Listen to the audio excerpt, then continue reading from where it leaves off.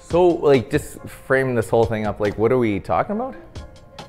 That's hard to answer. Like I think the whole premise behind what we're trying to do is just have conversations with people that we admire, and then just sort of talk. Like I'm big into entrepreneurial people and like sort of the business side of like what makes people tick.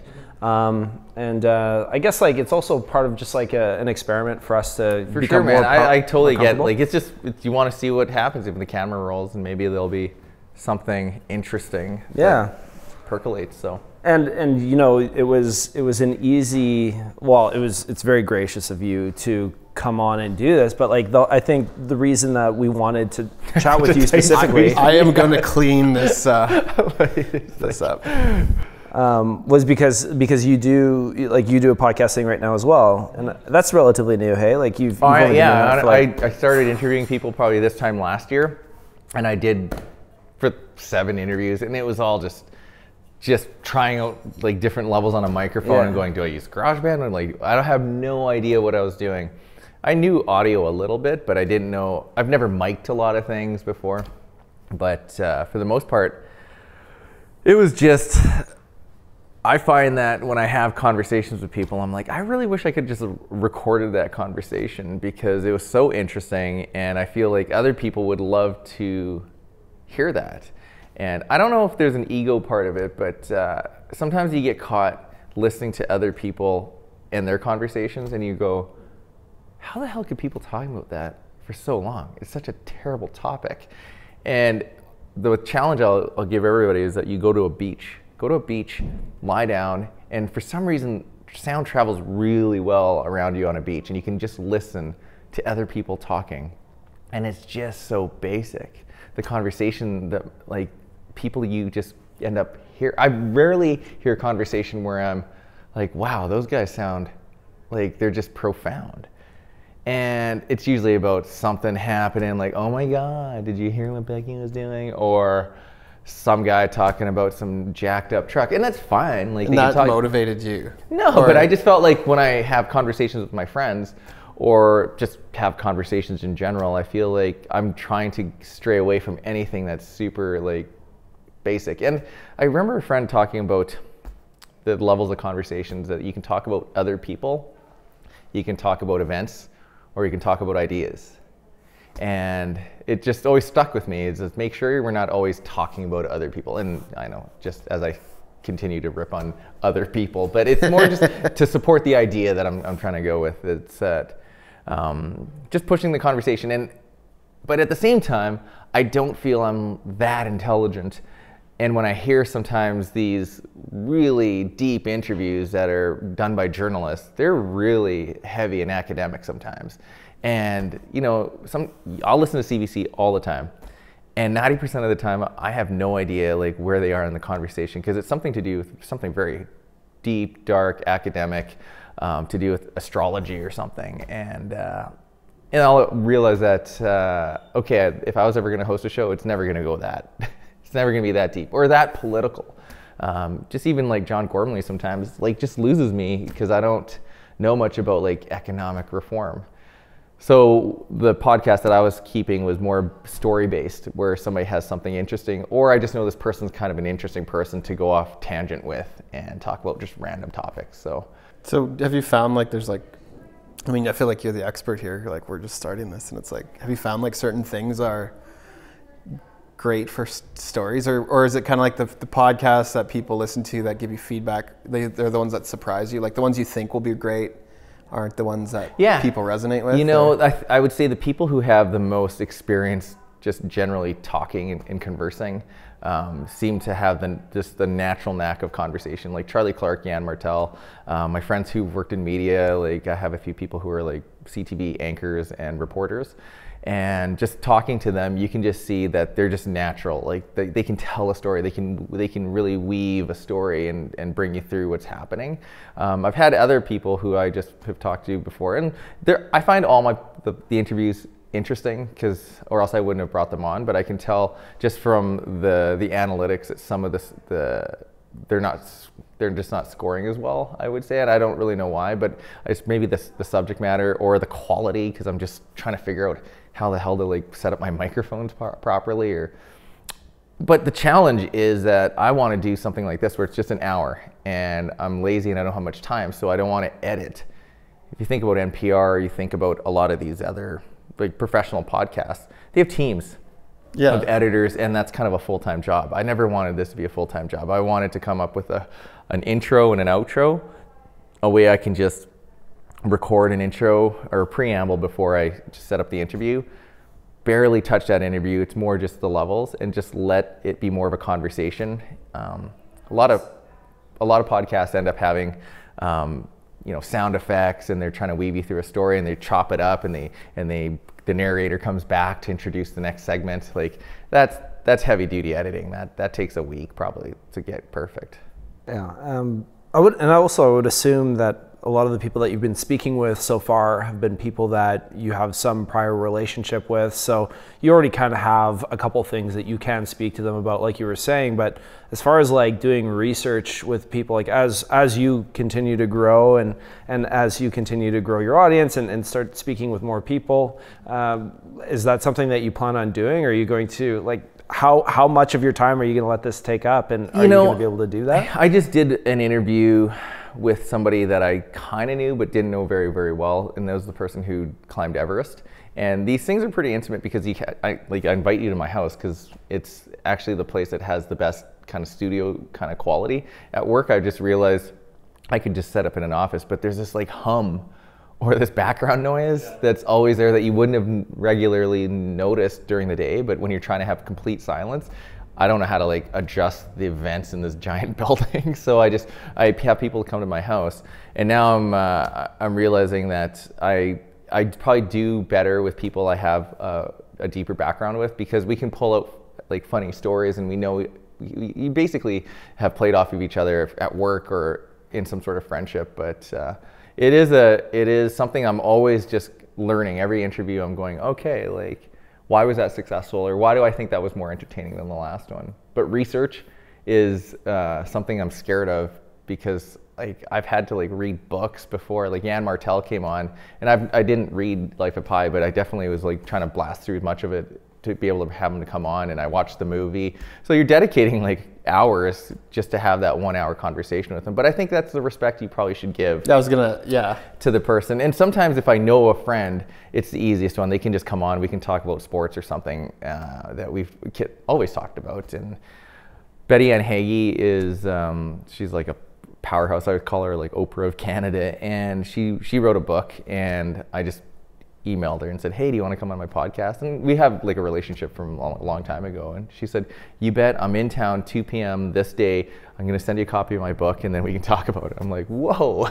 But it's very official. Like, yeah, well, but she's also trying to promote a book as well. So I think it's a symbiotic relationship. She's someone very notable who is looked up to in Saskatoon or Saskatchewan in Canada. So and I'm reading her book, and I'm definitely enjoying it too. It's all about gender physics and understanding that there's masculine energy and feminine energy. It's not like completely reserved for men or women. It's just that these two types of energies that you have and the balance you need to be a successful leader, because sometimes you can lean too far to one side. So it's actually like something I'm thinking about as I actively work at Zoo. So yeah, that's a good segue. So I guess give us some more context about what you do during the day when you're not doing podcasts. Oh, yeah, when I'm actually sitting at a desk. I'm doing a lot of stuff. It's funny because I would say every year feels like a different type of work almost. And, we all work kind of in a similar industry where things are always changing so quickly. And if you think about when I started Zoo in 2002, like that sounds bananas that I would have been like 22 or something when I started that company, or started with the company. It was all websites, just standard websites. Like that was it. And there's a lot of companies who did websites too. And it blows my mind that we're still around and we haven't turned into a startup. We haven't pivoted. We literally have just been a consultancy that does design and kind of advocates for the user. And that's a principle that's never changed. And I don't know if that was by design, but I've always said the way the company's operated, we've just we've walked blindfoldedly in the right direction. Always. We've never been like these slick MBA, Harvard graduates or anything. We're just normal business dudes in this very complex industry of internet, like the entire internet. We could have went in all different directions, but we're landing in a really nice sweet spot where we're essentially what a web design firm should have graduated to, and into this kind of design consultancy where we like leverage technology, but also solve like pretty complex business problems, all from change management to design. To like, would you say that was like you're landing there because of luck and other companies haven't graduated, or like what's those, like, is it a chance thing, or is this just like your company was always able to do things with a design? I've said that we were either too dumb to not start something early on that would have caught fire, because we thought of a lot of different ideas that are actually being done right now. I remember coming to Tony's office and talking about like an online scheduling system in 2003 to talk about how we could template scheduling systems, whether it's external or internal. Those are essentially the coconut calendar and the 7 shifts. Like, could we have created something? We created like WordPress before WordPress was a thing. We created like a content management system. Like a lot of companies built their own content management systems, but in 1999, like Zoo won like a SABEX or an ABEX award for best new product, and it was a content management system where you could update your website through WYSIWYG editor. And it was the big thing. We rode that thing for 10 years, but it was just like on the clunkiest code. It just got updated poorly. And now it's got replaced by Drupal, WordPress, Joomla, like Wix, Squarespace, all of those kind of big foundational ones that are built by communities. And so could we have leveraged that? Could we, if we were in Silicon Valley, if we were in the right climate, could we have actually hit it out of the park? We thought about yearbook, you know, like profile. Instead of doing a yearbook, you could have a profile of your headshot with your name, where you're living, and it could just continually go with you as you get older. So you didn't need a yearbook. You could always keep tabs on this headshot. Sounds a lot like Facebook. Yeah. You know, we had that in 2002, just the idea of it. When I got hired at the company, we were working on WebEx, like the actual concept of WebEx, and they got a grant to hire me to come up with the marketing plan for it. And you think we were able to push PowerPoint slides remotely through the internet. So yeah, like it sounds like nothing now, but in 2002, we were running annual meetings for big publicly traded companies, and we could push the slide as the president was talking on this live thing, but the slides would change all across the world in real time. And it was done in Flash, which is now a dead technology. And that was WebEx before it was WebEx. And to turn our company into that would have completely changed who we are. But we said, were we terrible business people to not realize what it took? Or were we just smart and rode what we were good at, which was the consulting side? So, but yeah, you know, as a group, we all decided to go towards where we are today, I think. And where we are today is this design consultancy that helps big organizations leverage technology, but also use like design thinking and human-centered design approaches to design services, products, brands, experiences. How much education is required for somebody to understand the value and like that you pay for design thinking?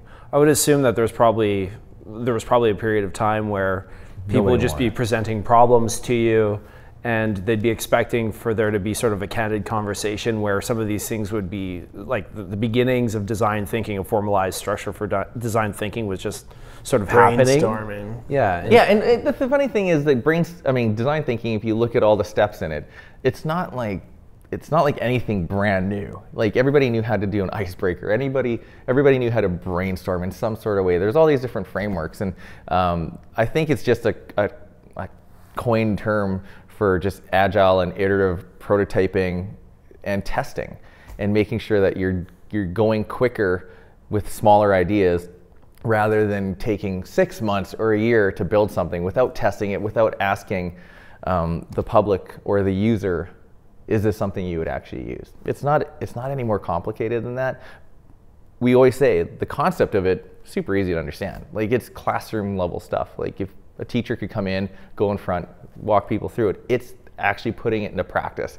And you have these real legacy organizations with crazy governance structures that are built to think one way.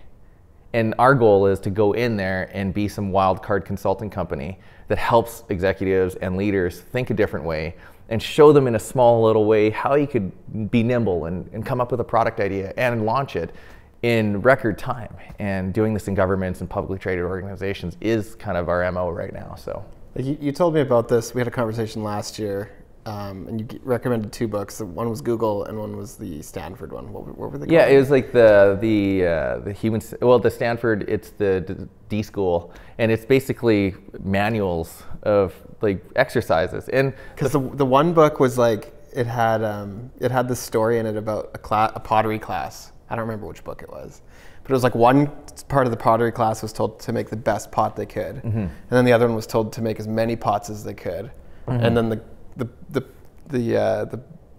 part of the class that made as many as they could made the best pot, like at the end of the year or semester. Exactly. And I like that kind of stuck with me. It's actually kind of like these TV shows that we're making, and like just like so many things in the last year since reading that. I'm just like pumping things out and like trying to churn. Well, and that's where skills entrepreneurship comes in, right? It's like you're trying something, and to think that you're going to be hitting it out of the park right off the bat. If you think about all the iterations of what your business is today versus your business, what you probably thought you're starting doing versus what you're actually doing, it's quite different.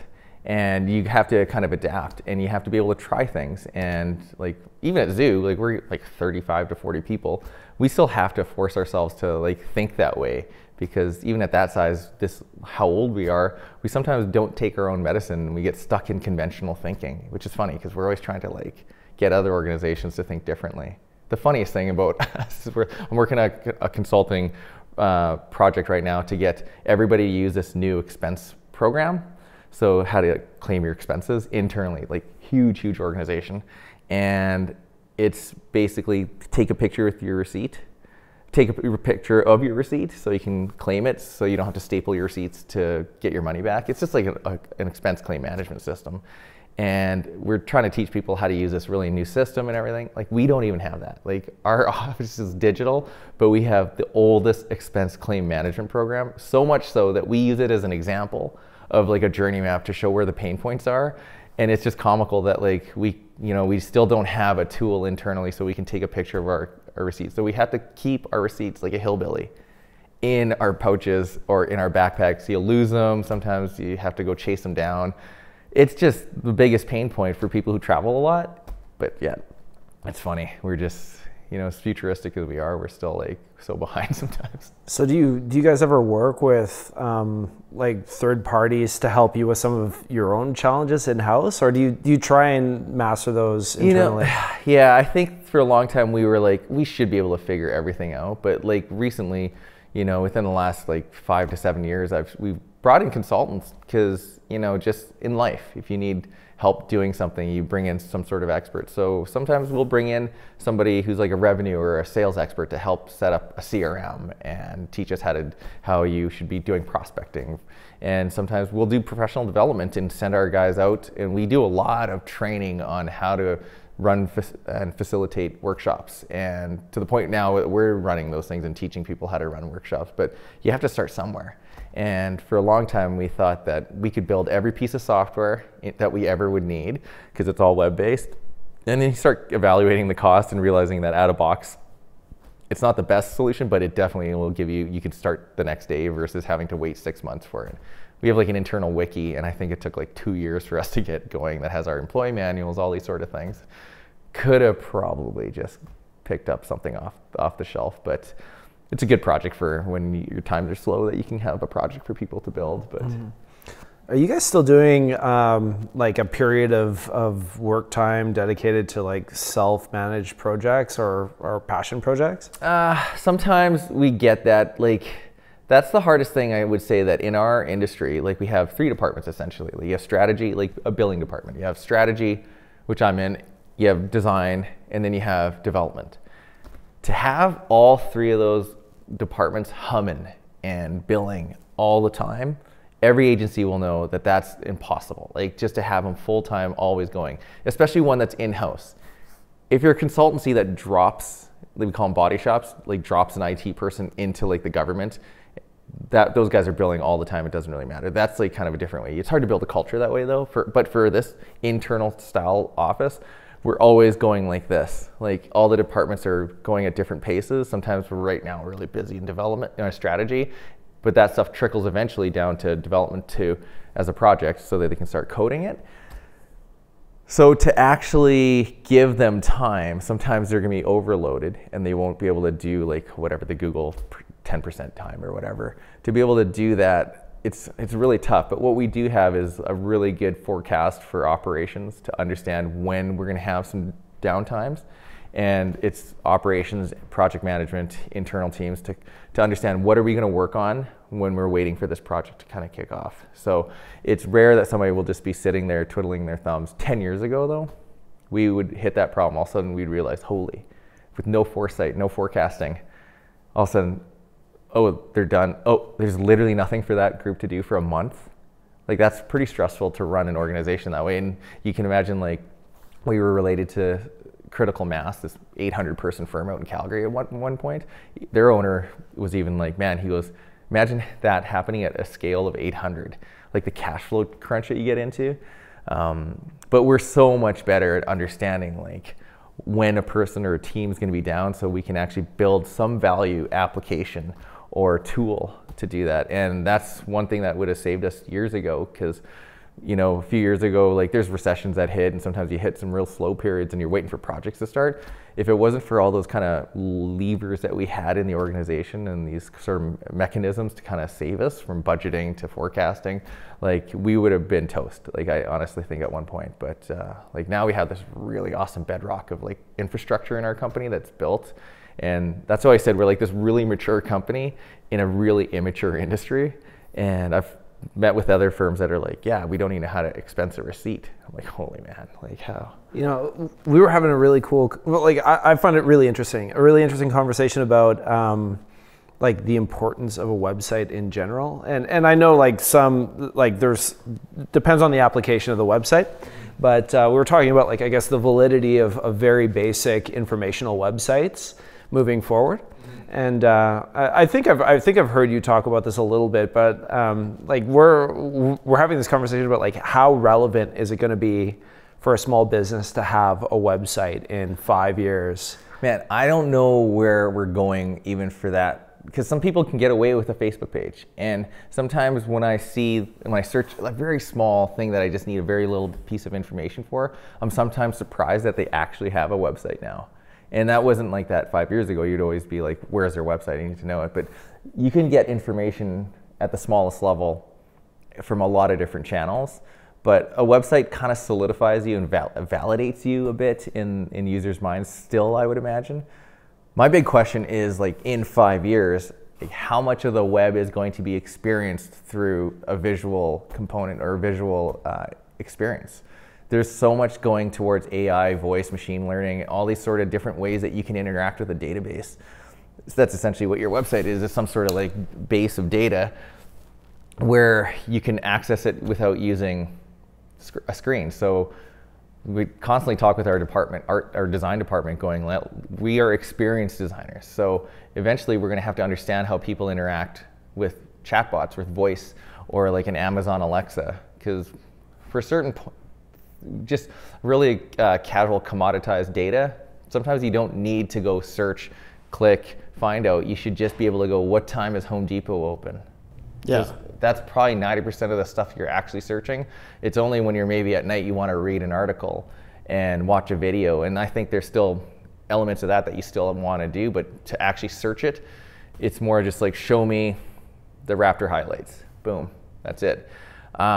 So it eliminates a huge component and huge process of design. Like, would you almost have a category of like that type of information? Like, let's say like in my household, my wife uses the internet to shop. Like she's literally on websites to shop, like, which I don't do. For sure. Like I guess I use Amazon, but like if I want to get information on when's Home Depot open, that's a certain type of information. Shopping, I want to experience like the item perhaps, and For sure. like is there like this bucket of, or these buckets of information that like you could start to process all information into for that experience in the future? Yeah, and everything's going to come in through different mediums. Like, for example, it could just be your TV. It could be like a hologram, like where you're cooking, and it just like shows like a 3D version of it. Because you have to imagine like the stuff we're going to be wearing over our face. Like the Google Glass was just a prototype. There is going to be like more immersive experiences with some sort of heads-up display on glasses or headsets, where that is going to be kind of the norm if you want a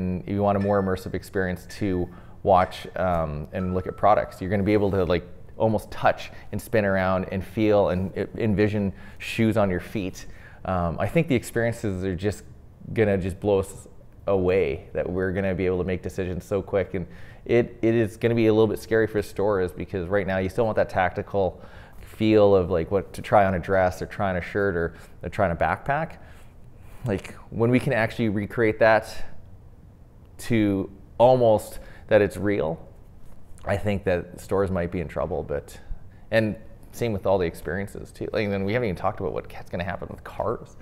Like, yeah, it's like it's nuts, and I can't predict anything, but I'm really curious about it, because we have to be aware of what's going to happen with our business in that world. Like there's going to be hyper focused consultancies that are going to know how to do that one thing really, really well. So us being this kind of broad knowledge, design thinking, innovation firm, hopefully there's a space for us.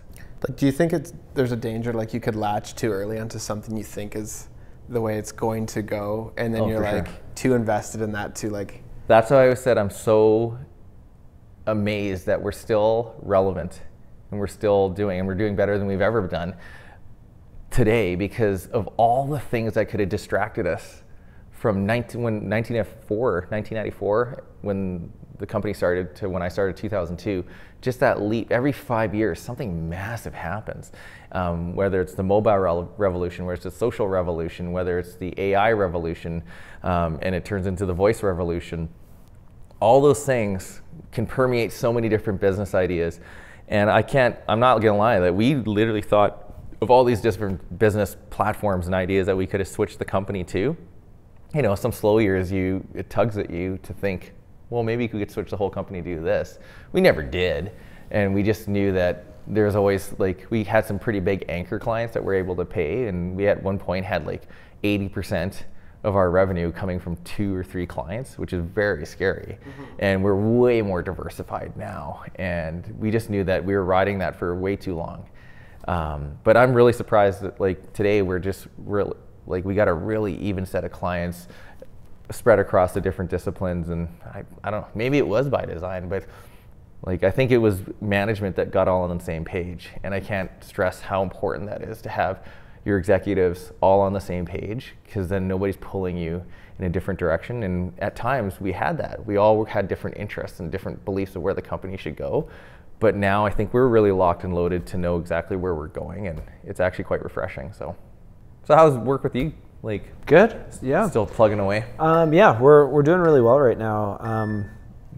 Busy. We're lean as far as like expenses go. Yeah. Well, that's good, man. Like every company needs to like learn how to work lean.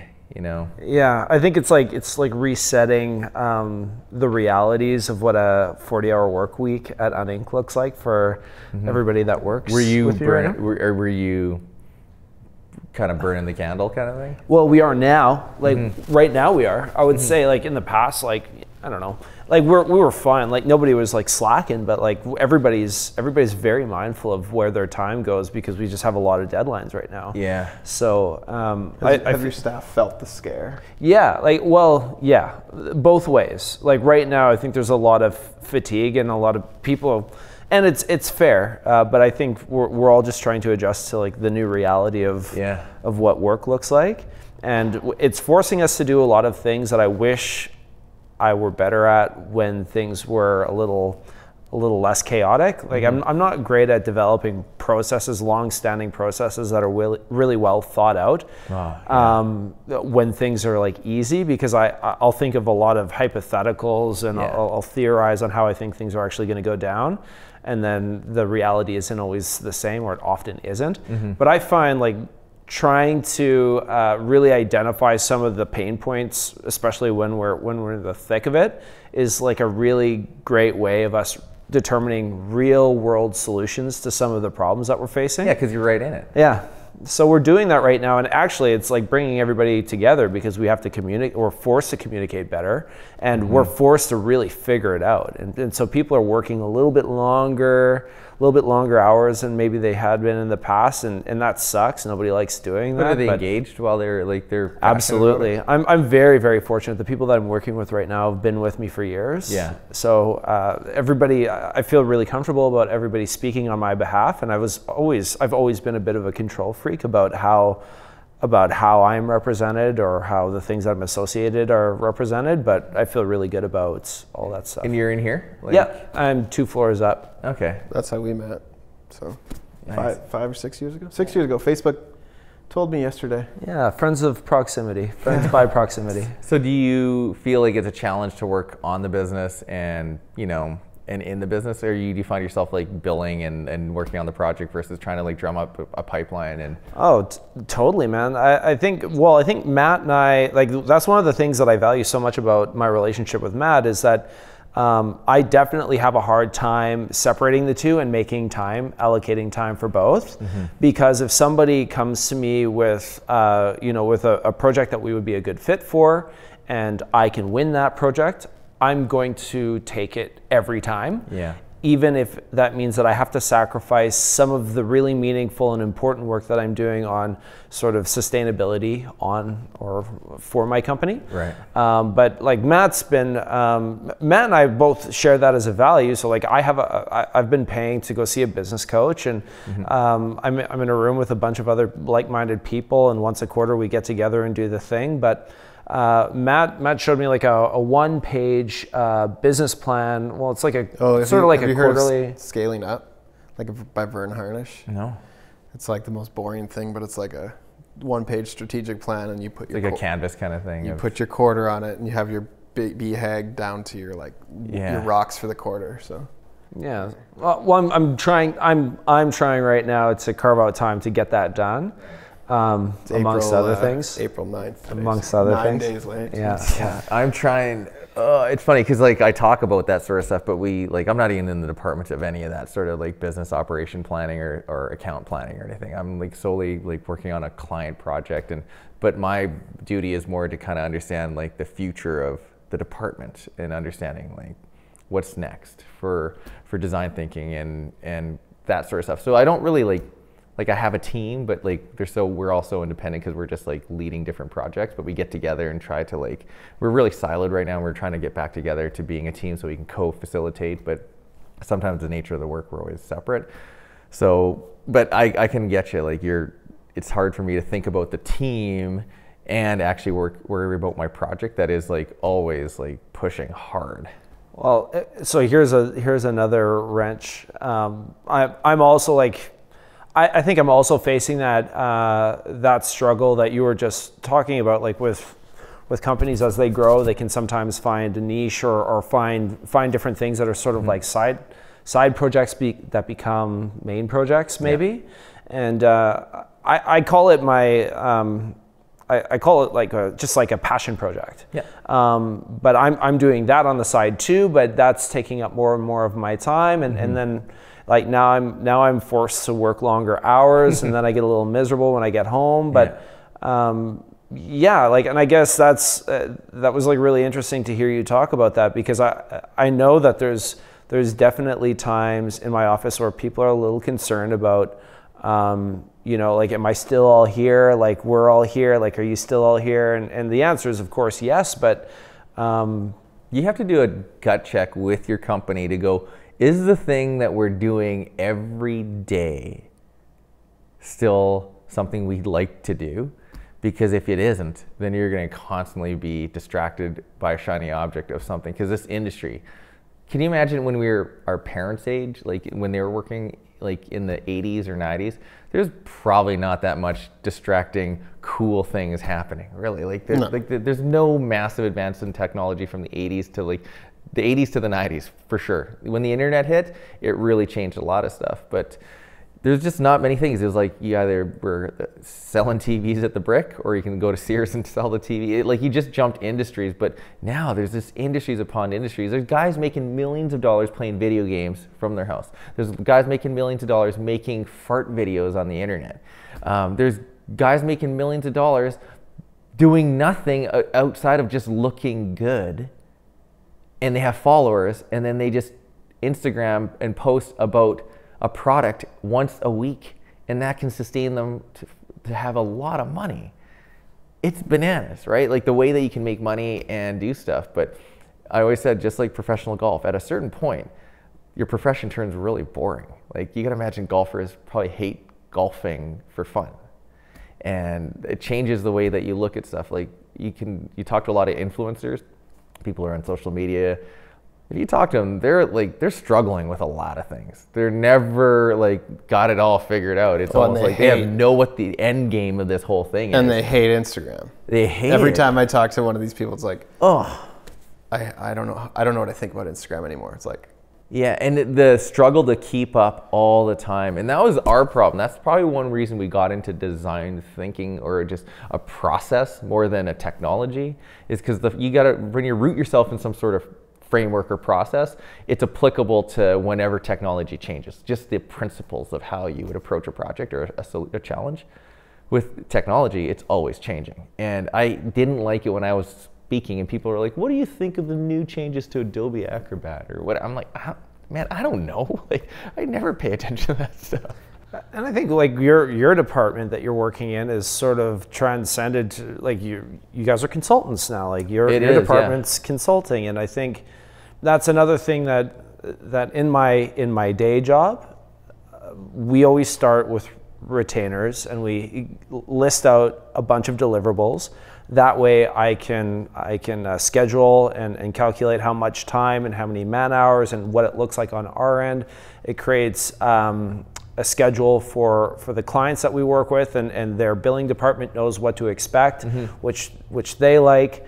But after a period of time, we always stray from that retainer and end up, it's through building trust. We need to build trust with the people that we work with and show them like, hey, I can be structured enough working in a creative digital world. I can still be structured enough to meet the deliverables, but I bet you there's more that we could do, and I bet you we're leaving stuff on the table by not having a more candid conversation around other things that are in your world and other problems that we might be able to solve. And let's just start cherry picking and removing some items that were in the retainer before that no longer make sense. And let's just have a more fluid conversation about like what can be added in and what makes more sense for the moment. And that happens on every project that we work on. It's like an RFP comes through, or they want you for a certain thing. They want you to line by line list off everything that you're going to do on the project, and you know very little about it. And we always suggest clients to come with us for like maybe a 1-day workshop or 2-day workshop just to suss through their problem, and then we would have a better understanding of like what we're actually up against. Our whole thing, our department, is trying to identify the problem. And we never really talked like that 10 years ago or 15 years ago. It was more like, what do you want? Okay, we'll build it. And then you start realizing we're building something that actually isn't addressing the cause of the problem. And so now with the way that we work, we try to break down the problem first, so then we can actually together create some statement of work of the solution we need to solve that problem. So do you actually help people make what their RFP should be? And then they tender it out to like everyone, maybe hopefully you guys. But. Yeah, we hardly ever see that. It's not usually the case. Like they'll come talk to you ahead of times, and then they'll usually go write the RFP on their own, but they'll talk to you, and they'll like, I remember one time the product that content management system was called Easy Updater, and it was the only content management system that was around. And clients came and talked to us, and we told them that like you probably want some sort of content management system, like something like this, in your RFP, because that'll make it easy for you to update your own website. And in the RFP, it said must be able to use Easy Updater, which is like a proprietary like thing that we created. It's not like you can't buy it. And we were like, I remember my bosses were telling me the story, and they're like, yeah, I kind of really told it that we were going to win that account because there's nobody else who knew how to program it. It wasn't, you can't even do it. Like, so they didn't know that it was even proprietary to us. So, but yeah, it happens every once in a while. You're like, the whole goal, you want to skirt an RFP. No company unless you're like a masochist, wants to go through the RFP process. Because a lot of organizations, if you're big, they kind of RFP software and design like they would RFPing like 1,000 chairs that they need for an auditorium. Like, it's just the list and the requirements and everything is just like this checklist. It's not understanding what their business goals are or like understanding how software actually works. And if you talk to like a business analyst or like an IT business analyst who basically has to check off all the requirements to build this piece of software and explain to him or them how they would design, how to use user-centered design, there's a huge divide between actually creating something that users want to use or checking off a list of requirements. That list of requirements is never going to result in something where a user goes, that's amazing, because you never showed it to them. You never asked them exactly how they want to use it. There's a million ways you could create a contact form. But for them, it's just like contact form, check, got it off the list, here you go. And then you wonder why nobody uses your software. And that's essentially how we want to work and convince clients. So your first question was about client education, about all of the stuff. Like, my job primarily is just client education, from the pitch all the way to the very first meeting to all the preambles and the explanations and the slides that we create, is to get them more understood about the process so that they don't ever try to impose their legacy kind of way that they work. And we're working on projects like that where they want us as this kind of wild card, like cool, slick company to make them think differently, but their culture sometimes just doesn't allow it. And we end up having to Gantt chart everything and do certain things. And they realize it at the end that it's just the nature of the beast sometimes working at that size. Do you think this could become a norm eventually, where like organizations just start functioning at this different level where they like go that way, like they get, you know, like they don't come to companies saying this is the problem or this is the solution we want you to make. Yeah. They're like, we have a problem.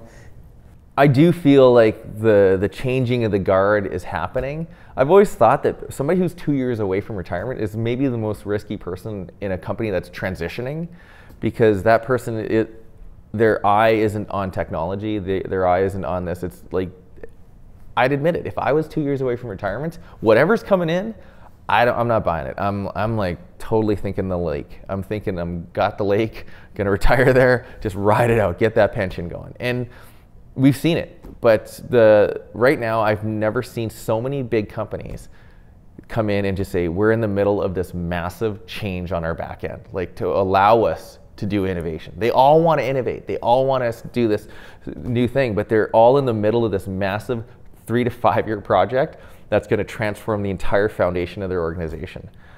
Talking to some major grocers to even do the click and collect, like a lot of these ones, they're like, we're 2 or 3 years out back end wise before we can even do that. I'm like, 2 or 3 years, like Amazon's gonna be dropping groceries onto your doorstep with their drones. Like, it's not, like they're literally testing that all over to figure out how to get like the perishable food into your fridge with the least amount of effort. So things are gonna change, and I do see the younger folks in organizations, or more progressive, you don't even have to be young. I'm seeing them really like turn their head towards like the agile, more methodical kind of ways, and being a little bit more nimble. I'm starting to see it. It's easier to sell, easier to explain. 5 years ago, you had to design. The word design is just such a poorly labeled thing in our industry. So like you're going to do it in Adobe in Photoshop? No, it's like, to me, it's business design. That's what my talk is tomorrow at the Saskatoon Club for SIPE. It's going to be all about like dispelling what people think about what design actually is. I just want to say, like, if you're planning anything or you're creating a strategy for something, there's a component that you should be thinking like a designer. not from an aesthetic standpoint, but just on how the whole thing works. Whether it's a service, a product, a process, you should be going, okay, this process is designed for somebody. Somebody's going to be going through this process, right? Yeah. Okay, well then that person is your user. Go talk to them, watch them, engage with them, study them, get some data, design the process, test it out with them. That's no different than how designers think about any sort of thing that you're designing, from software to a campaign. They want to do that all the time. So I want to get people to start thinking, you're designing that at work, you just don't never call it the word design. And you think the word design is reserved for aesthetics, fonts, colors. Yeah. So why don't we segue into, I'm actually very curious about, first of all, are you where you want to be? Like, is your job, like, I know you've told me you're a partner. Yeah, like we always say, I'm a minority partner in two ways. like you've said you've been there since 2002. 2002, 2003-ish, yeah. It's like 17, 18 years. Yeah, I'm going into my 18th year in June, which is bananas. I'm like 4 months away from being a 40-year-old man. And like, you think about 18 years, that's like great, your grade school, 2 university degrees, yeah. like 2 PhDs. It's a ridiculous amount of time.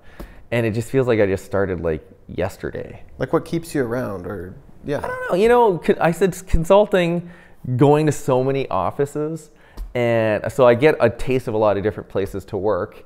But I just I love Saskatoon. I think Saskatoon's an amazing place to live if you can afford to go different places. Unfortunately, the job takes you here and there, and I'm able to kind of not spend all winter here.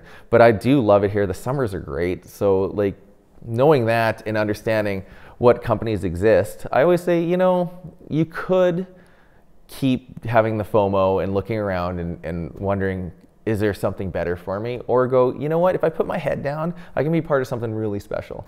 And I feel like I lucked out that I was able to find like 2 really amazing like mentors and bosses. Like Ryan and Tony, awesome guys, amazing mentors. They don't even know it. They're not like, come here, I'm gonna take you under my wing. They're just like cool guys that I like to be around. They're super funny. They were really my style. And I just know that if I worked in a corporate setting, I would probably be fired within 6 months. And I think it'd just been like one of those things that just your body rejected. I don't think I could be it. Like the first 8 months I spent at another company, but at a school. And I almost had like a nervous breakdown because it was so not who I was. And then when I met Ryan for the first time and Tony, I was just like, this is exactly the culture I want. They weren't trying too hard. They literally were just weird, funny guys who came from the university print shop, didn't like the bureaucracy of a massive company. So they created this like fun company that they just did whatever they wanted. And for me to realize that they're like working on like Potash Corp and Cameco at the time, like, and they were still having this like real rock and roll attitude in the stuff that they did and we did back in the day when all the companies were so serious. Now the startup community is around, there's a lot of digital, like so people kind of understand this is like foundation of fun that you should have. They were like weird and wacky when we first started. Just even like your timesheet, it was this perfectly presented like timesheet that was printed on a 1-color press and you had to fill it out every day like on a paper. But just in the label that said fill out your name, it just said groovy person. Like that's your name label. That was the form label on it was groovy person. And I'm just like, of course they would just do that because they can design something whatever they want. And everything they did was over the top, from Christmas parties to internal parties. And I just realized, I'm like, this is where I want to be. And at the time it wasn't that well paying and we were very small and we had a lot of like times where we just had nothing to do. But I just thought, you know what, I'll stick it out. And, you know, eventually I got more of a voice there and we were all able to see stuff. And we went to conferences and started realizing, oh man, all these companies across Canada and the US have the same problems we do. And you realize, oh, we're actually like on track just like they are. And we weren't any worse. And I feel like we got something special going on, despite the fact that it is a hot industry and you have people leave and you have people come in. Yeah, and that's actually what surprised me the most is like there's such a churn from even what you've told me, like so many people, local startups here, like came from Zoo. And we take a lot of pride in that people who've been there, they still come back to visit, or if we ever host a party, or, you know, like there's still this really tight community. I look at Zoo, and I don't know, this may be a little bit pompous, I look at this as kind of like Saturday Night Live, like the cast. Like every 5 years, it feels like we have this sort of different cast makeup. But everybody else, when they leave, goes and does amazing things. And their true calling has really got them. But we also have seen a lot of people return. Like right now we have 2 people or 3 that have worked elsewhere and have come back. And we just had one come back and just leave again. And so there's an open door policy for people who are really good, who we really enjoyed, and they leave on really good, on good standing. So it's sad to see people leave, but at the same time we know that they're always going to do something amazing, and they're never going to forget their time. I've always said the orientation, at the beginning of any orientation, this could be like a long-lasting career for you, or this could be like a step to the next big thing for you. The only thing we want to do is to make sure you never forget your time here, and that's it. And it's a really simple kind of philosophy. So one of the guys that used to work in this building, he became a bit of a mentor to me, and I knew him.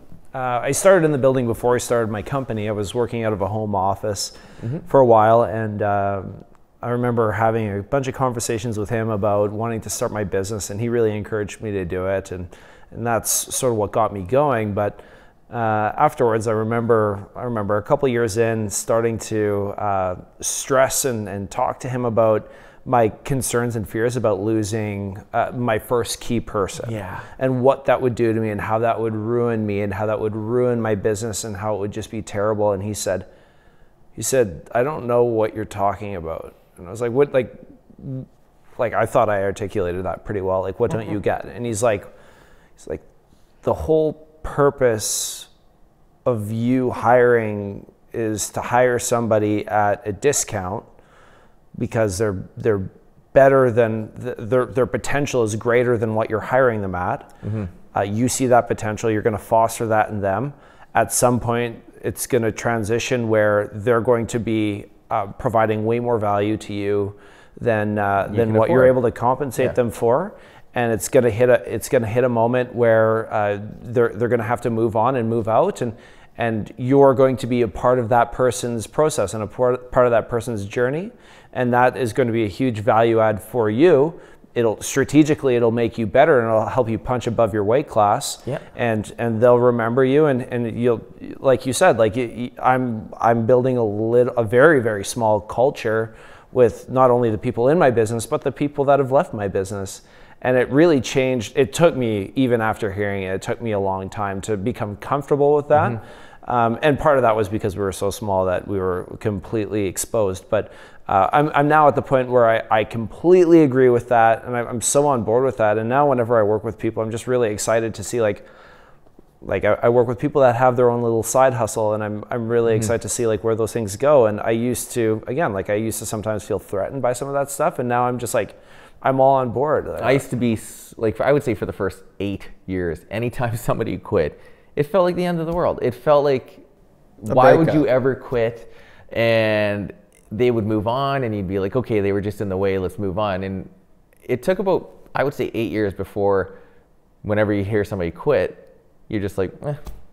And it's now like we had our lead technical person quit, and we realized, okay, like what have we learned from all the other people quitting?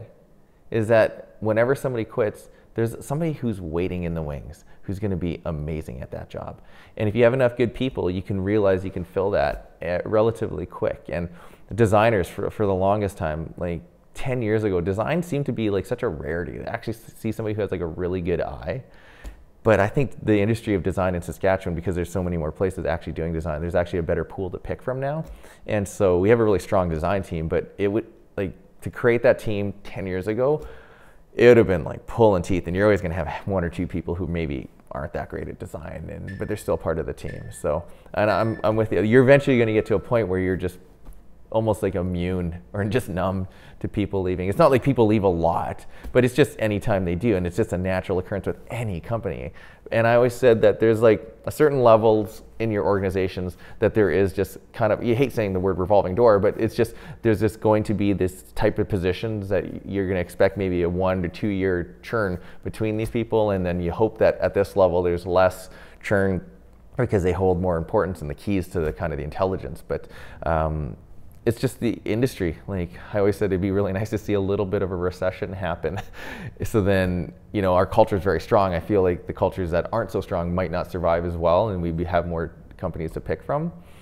But you know, there's always opportunities at every turn. Whether you think that having all these competition is scary, you can treat it as an opportunity. Go, well, there's so many more people trained in what we do that you know, if I make a good enough case, you might want to come over. So we look at it that way.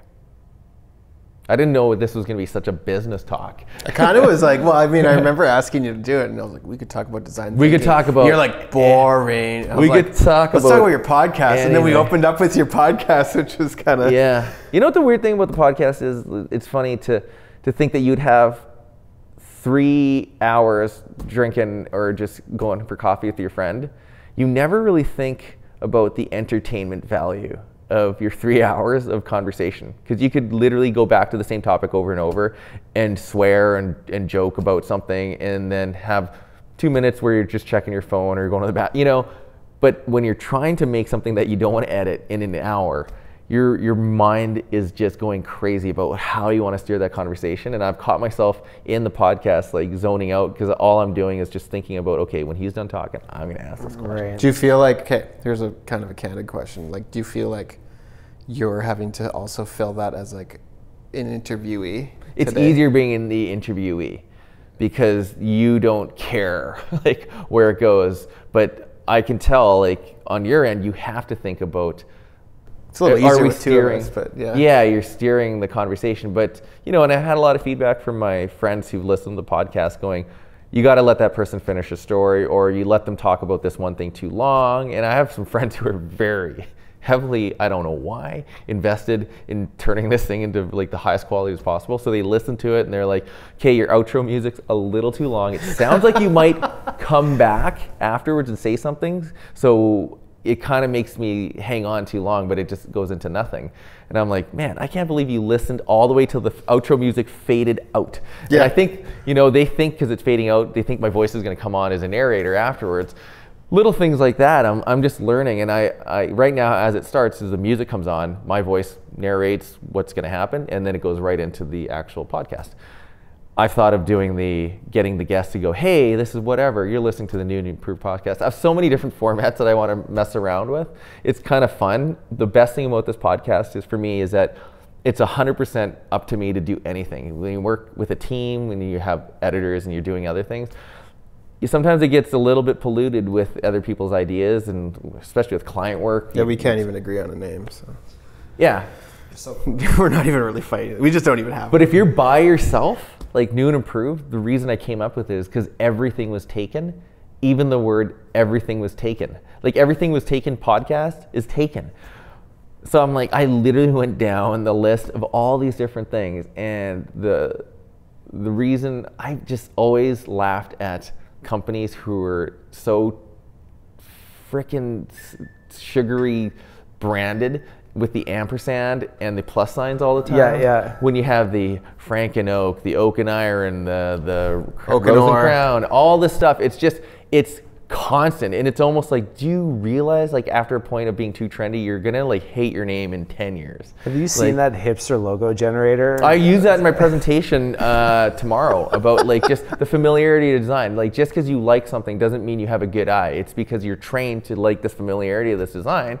And I show them how the crossed New York hardcore logo from the 70s and 80s is now just this like hipster logo where you have like a cross and it just has 4 letters and some established date in the bottom. And I literally show them how that is like a pointless thing. Like, though it looks good now and you are very amateur at design, you're going to think that's nice. But when you start working in that field, 6 months into it, you're going to realize that was a terrible mistake because you're not in on the joke. So yeah, and so I chose New and Improved because I was walking by this nail studio in like Regina, and it was like this Filipino nail studio, and it said in just tacky font, it said New and Improved. And I'm like, that's like the original ampersand or plus sign, New and Improved. It's like such a common thing. And I said, if I ever spun off my own really pretentious like design firm that was really minimalist, like an ironic name would be New and Improved. And I always had that name in the back pocket. So I thought, why don't I just call my podcast New and Improved? And so that's how I got the name, because I know you'd asked, but whatever. Love it. No, I love it. Yeah, it's funny. The podcast is like such a unique experience to do because it forces you to have some sort of schedule in your life to make sure that you have content. But it also has forced me to catch up with a lot of people that I haven't talked to in a long time, and it also forces me to be able to talk about one very specific thing with a friend that I hang out with all the time, but we wouldn't just sit about that topic because it's just like we've talked about it years ago, or I just know the story. And yeah, like I've listened to 5 and I remember like Daryl. Was that the fire story one with like, who was the friend you lived with in Swift? Fred Conji, yeah. The money guy, yeah. The money guy. And like him and I wouldn't never just reminisce about that thing, but like if we had an arena talking about this prairie fire that we started, it was a perfect arena for it. Or Daryl Finch at the gym, Sexy Jesus, like good looking man bun, owns Smokes Poutineery. Yeah. Yeah, like, I think I've listened to Yeah, he's like, we talk, we hang out, but I never would just go, Daryl, let's talk about everything to do with being gay. Like you just never do that. But with this podcast, I can just go, hey, like I want to do an episode about the world of homosexuality and talk about your experience in it. And he was like, let's do it. So it allowed me to ask these questions. And the idea was that I kind of I am a person who has a lot of knowledge across a lot of topics, but very shallow, like extremely shallow. I can't go deep into politics or religion or anything. I just know a lot about it, a lot of things. But here's an opportunity for you to get me a little bit more knowledge on one topic. And so I asked the questions that CBC wouldn't ask. Yeah, it was because very CBC candid. is very, if they're going to do an episode about homosexuality, they would talk about like homosexuality as it relates to the Renaissance era and what it meant or whatever. You know, they would turn it into something academic. While I'm like, dude, like, do you get turned on in the change room at Freedom? Exactly, that was one and of that's his the questions. question. I was like, What was the answer? He goes, I change, he goes, if you notice, I change and I leave before everybody's done. And it broke my heart. He's self-conscious that people would think he's thinking that. Oh, okay. And he said, I just kind of look up and I just change and I get out and I don't even shower. And I'm like, it's terrible. Like first of all, Freedom is probably the most open type of gym to accept that. And I also told him, I said, you probably got it wrong. I'm sure most of the guys are actually looking at you because he's actually a very good looking guy. I said, there's not much to look at on the other end for him. And he laughed. But I said that it's a question that I really wanted to know. And like we talked way more like dirty, like afterwards. I was like asking him about all these like specific things that happen in like gay sex. In Thailand. Yeah, but he was a teacher and he just was like talked straight out on the podcast about going to bathhouses. And I'm like, yeah, he just has no fear, which is great. So yeah, that's the one thing about the podcast I really realize and I really appreciate is that I'm able to ask kind of deeper questions about a topic with somebody I actually might know well. Like the one that I released 2 episodes ago was with my friend Tara, really good friends with her. And she just talked about how she kind of hid this depression from all her friends for like 20 years. And deep depression, not like just kind of depressed. It was deep in the way she describes it. And she's like one of the most happy, fun, hilarious people I know. She's like a former reporter on CTV and just full of life. And you would never, ever suspect her to be depressed. And did you know before that interview that was even a struggle? She told me, she said, maybe I can talk about how I used running to cure depression. And I literally didn't even think about it. I was like, sure. And I'm like, I didn't think about like what that actually meant. You know, like to me, when somebody says they were depressed, I thought maybe she would have said like it was like a year in her life when she was 19 that she did that. But it was like from 15 all the way to like 35, like of dealing with depression and going on all these different meds and hiding it and trying to be super fun. But like behind the scenes, it felt like her entire family died every day. And yeah, it was super deep. That was a good one. I don't know. Yeah, and she's just a really good speaker, so it made it a lot easier. So, yeah. I like what you said about scheduling. Like that's become a big part of my life in the last couple of years. I say yes to a lot of things. Mm-hmm. I make things work. I figure it out, but you get jammed up when you have too much on your plate, and then you start letting people down, and then you figure out, okay, I can't do everything. Yeah. Now I have to schedule. Yeah. It's like the next level of adulthood for me. For sure. It was probably, to be honest, like what happened with podcasting, I've talked about it a long time. I'm just gonna turn these cameras back on. For sure. That one kept rolling the whole What time. caused it was that I actually was coming out of a 10-year relationship. And it was like super devastating, like about it, not this January, but last January. It was devastating. It was like 4 months of just like the saddest movie level sadness. And I like was this single guy who had like just no responsibility, no kids, and just like no direction.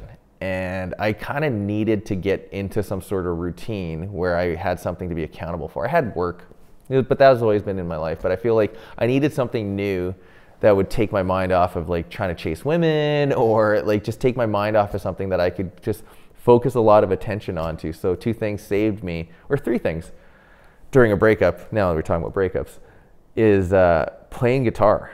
Like talking to Chad when I said like every time I've broken up with a girl like a decade ago and now, I literally like just leveled up on guitar just because I would play like 3-4 hours a night. If you had nothing to do, I'd just like play it, and it just was it's raw fingertips. So oh yeah, but it was so good for my mental health. The second thing was like making my bed every morning. You make your bed every morning, which I never did, and make sure your dishes don't pile up in the sink. As long as you can stay on top of that, you don't feel like you're kind of fucking up some other part of your life, and you're able to keep going, because you kind of felt like you fucked up when you break up. But doing that allowed me to kind of stay on top of other things, and like my house became really clean, and I felt like it helped me still go to the gym and keep my spirits up. And then the podcasting thing allowed me to kind of have some sort of creative outlet, because at Zoo, at work, it's not horribly creative. Like we have like a creative department, so we work with them, but a lot of my thing is like organizing, you know, guys in suits to come up with their ideas and talk about their problems. It's rarely a very creative field anymore for me. So the podcast is something to keep like some sort of regimen going and to have some sort of creative outlet. So. And did you, like if you missed a week, I mean maybe you didn't, but like would someone come and be like, hey, where's your next one? Yeah, well, so what happened was I said what I'm going to do is like interview and just get like 7 or 8 in the hopper before I even like launch anything. And I didn't have a name for it. I just like turned the mic on, started interviewing people. And that was all the way till like September. Like, so I went from like April to September, just logging in different things. And I had no schedule or time.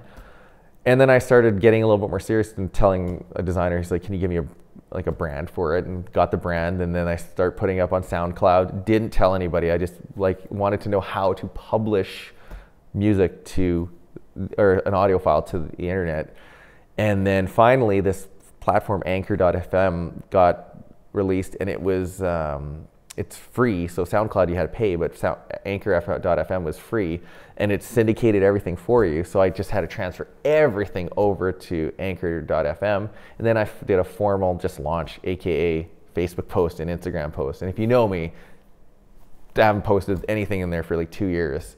So that was the first time I like posted anything on there, and then it forced me to go, holy crap, now I gotta like keep a schedule, because I blogged back in the day, and you do 3 blogs and all of a sudden you realize, oh, I'm not a blogger, I'll quit. Yeah. And it just sits there. So I didn't want this to happen in the same way. So it forces me to create content, and I think I'm going to try to stick to it as much as I can. So there's no business model in it right now. Do you do like we're doing, you're number 2 tonight, we're doing one more after actually. Mm-hmm. We're like kind of like, if it takes a while to set all the cameras up. And for you, like, this is a lot. So you want to knock out a lot in a row, eh? Yeah, and like, you know, spring break is in 2 weeks, and I'm like, okay, I'll take that week off because my kids don't have school. And you have to edit this stuff, and yeah, it takes 1-to-1, so I can do it real time at least. Plus, let's say 30 minutes of like. Yeah, but having multiple cameras, that's going to be tricky. Every episode's 200 gigs. Yeah, and then it takes 3 hours to render. So if I just do it, I let it render overnight. That's still it's still a lot of work though. I was trying to be as in and out as possible, like the least amount of effort, and you can kind of tell because it's just a conversation and there's no like other bells or whistles. Even like the idea of like breaking for an advertisement, I'm like, well, I don't even like the first 3. There was like, you see me get up and turn the camera on and off. So it's like, it is pretty raw. Tonight we're gonna try like after Chad, you came right before Chad left, but we're going to do like hey, we had a great conversation. Then throw that in the beginning. Is that what you do? Yeah. At the very right after they leave, you do No, that? I don't. So I did that once, and I'll tell you, the first few were just killer, because I go between trying to ad-lib something, and I'll try to ad-lib something, and it'll take about 20 minutes to get it right. I'm just like, delete, reset. And I'm like, Okay, take number 4. Welcome to the new and improved podcast. Fuck. Okay, anyway, to stop it, and I'd go 20 minutes, and I started typing it all out and reading it verbatim. Then it sounded really stiff, and now I'm like trying to go back to being a little bit, write some points, and it's a good exercise because then it'll make you a great presenter to be able to ad lib based upon 1 or 2 notes. And again, as a person who's always in front of the room, I feel like I have to keep that part of my tool set sharp. So, and we're just at the front end of that. Like I can tell you that doing this with Matt is such a good thing for me because I can't even watch these podcasts. Yeah, I've never listened to a full version. I have to mine watch either. them. All of them. I'm like, yeah, you were forced to watch them. Like you're probably tough, learning. man. You know, you're at least learning from it. So I have to get the feedback from you, the critiques from you. Can't trust my friends. They're just looking for ammunition. But you look at the worst part of yourself. I don't know what it is. Do you think there's a person out there who looks at themselves on TV and go, damn, I'm fine. Like, I love my voice. Oh, yeah. I look good. I do think there's people like that, except they're on Instagram, not TV. Yeah, I can't even take a selfie of me and I'd be like, there's no way I can take a selfie. I've never taken a selfie where I'm like, man, I look good. That one photo you've taken of me is probably the best photo I've ever had. Like the one that I use. It's great. And it's literally, but you know what you did? You went basically like, and I'm just like doing this out of 1,000 spray and pray. One of those things, you'll catch me where I think that's why I look normally. 99% of the other photos is like, that doesn't look like me, but that's actually what I look like. Well, yeah, there's what you look like to people and what you think you look like to people. Well, first of all, we're like, he told me that, and it just broke my heart. I was looking at a photo, and he's like, "That's what you look like, man. That's you." And I'm like, "Fuck." And you're like, "That's what I look like." I know, but because I look at the mirror reflection, and I go, "Okay, that's good." But when take a selfie once, I've taken a few. It flips it to what actually people look like, and you're like, "Oh, my hair's on the other side." Yeah. That's crazy. Yeah. Like, you look at my part this way. That's bananas.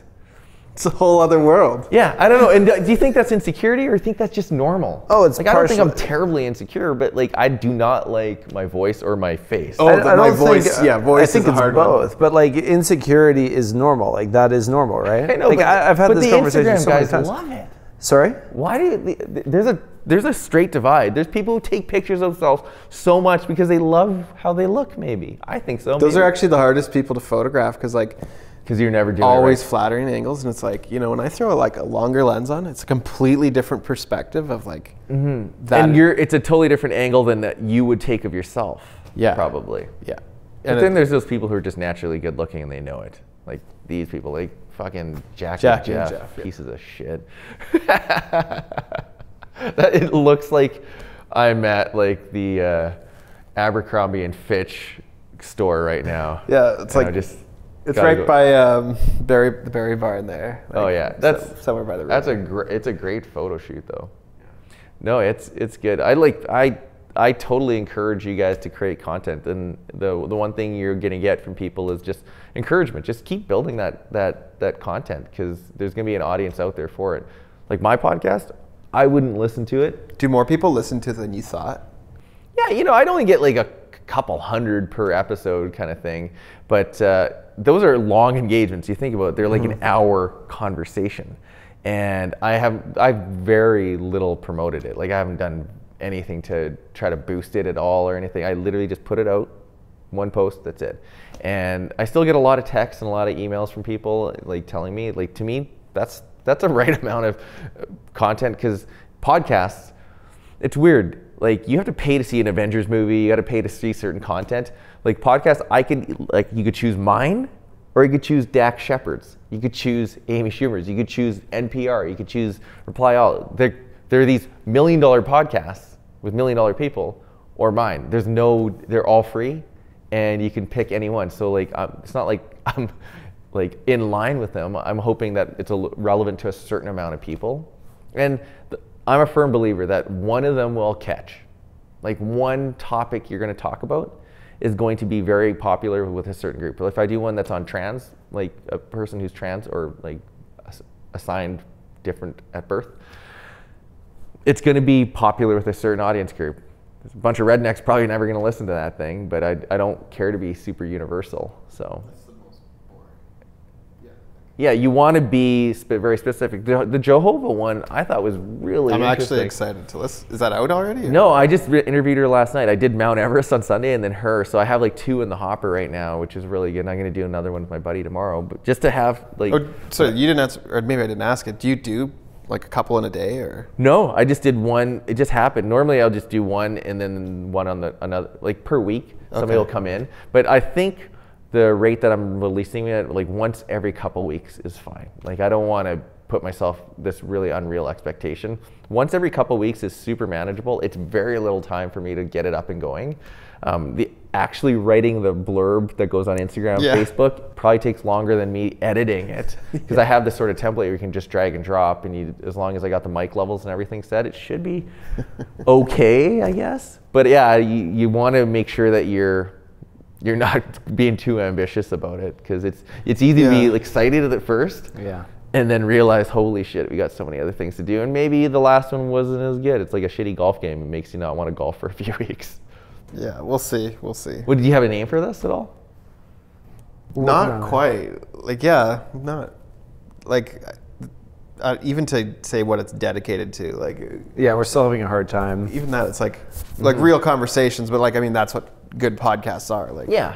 you know, like the podcasts of yours I've listened to are great. Like, I love Joe Rogan stuff, but not all of it. Yeah, the thing is, I always said, like, there's podcasts where I just turn on Joe Rogan. I'm like, yeah, I'm not really digging this interview. I'll shut it off. It's not an insult to Joe Rogan. It's just like, it'd be weird if I wanted to listen to every single one of his. It's just like the same thing with mine. Like, you're probably going to like 2 out of the 8 that you put out. So, but it's going to stick. If you want to learn about coffee, like Alicia's right now is probably the least popular. But like, if you're like a coffee fan that wants to learn about like that industry, go ahead, you know? Chris Cole's like the one on being vegan, not very popular. Like, I think we really annoyed people because we're eating on air. We're just like, and my friends are like, man, it's so annoying. I'm like, I don't know these things. I'm learning. That was the second guy I brought in. So my very first one, the guy was like a camp counselor. He got lost at sea for 12 hours. And he was like holding on a piece of wood. His arms were all broken. And he was like lost at sea, ready to die. And then got fished out in the middle of the night in the Peruvian Ocean. And now he has this crazy outlook on life, like bananas. He's pretty religious, but I went for lunch with him, and he was like, I was like, yeah, what's wrong, Mac? He's like, my dad died yesterday. I was like, whoa, what are you doing eating lunch with me, man? Are you okay? He's like, no, you know what? I just considered that I had 5 extra years since the accident that he had. He's like, I consider that I had 5 extra years with my dad. So I felt fortunate. I'm like, that's bananas, man. I would be like, I didn't know if he was in shock or anything, but yeah, his dad just had a heart attack and pulled over on the side of the road and died. And he was out for lunch with me the next day. And it was his dad. It's bananas. It's insane.